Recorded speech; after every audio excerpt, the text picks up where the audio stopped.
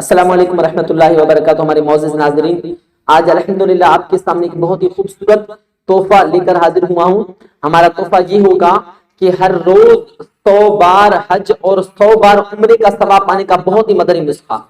یقیناً آپ سوچ رہے ہوں گے کہ ہر روز 100 مرتبہ حج اور 100 مرتبہ عمرے کا ثواب کیا ہوگا.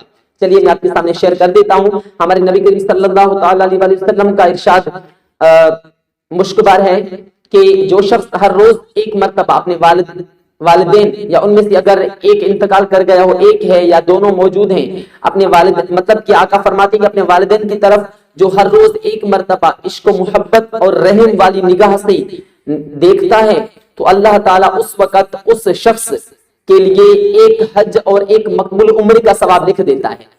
تو صحابہ نے عرض کیا یا رسول اللہ اگر ایک سے زیادہ مرتبہ دیکھا جائے تو؟ آقا نے فرمایا تو جتنی مرتبہ دیکھے گا.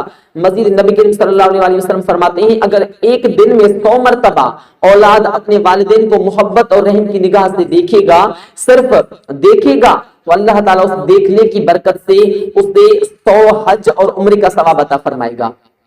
یعنی صرف دیکھنے کی برکت ہے. تو ہمارے معزز ناظرین ذرا سوچئے کہ صرف والدین کی طرف دیکھنے سے اللہ تعالیٰ حج کا ثواب عطا فرماتا ہے، اور اس والدین کو اگر ہم جھڑک دیں، اگر ہم اس والدین کی نافرمانی کر دیں تو کتنا بڑا عذاب، کتنے بڑے عذاب کو ہم دعوت دے رہے ہیں، اللہ تعالیٰ کی کتنی ناراضگی کو ہم دعوت دے رہے ہیں.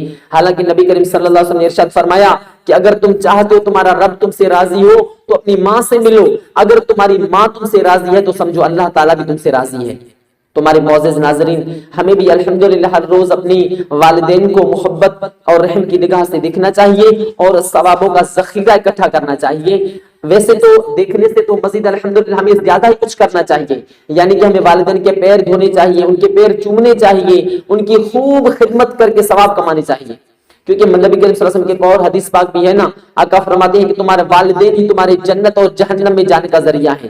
اگر فرما برداری کرو گے تو والدین کی وجہ سے جنت میں جاؤ گے، اگر نافرمانی کرو گے تو ان کی نافرمانی کرنے کی وجہ سے جہنم میں جاؤ گے. تو ہمیں بھی اللہ تبارک تعالیٰ اپنے والدین کی خدمت کرنے کی توفیق عطا فرمائے اور ہمیں بھی ثواب کثیر کمانا نصیب فرمائے. آمین بجاہ النبی الامین صلی اللہ تعالی علی محمد صلی اللہ علیہ وسلم. ہماری ویڈیو کو نظر انداز مت کیجیے گا اور اپنے والدین کی خدمت ضرور کیجیے گا.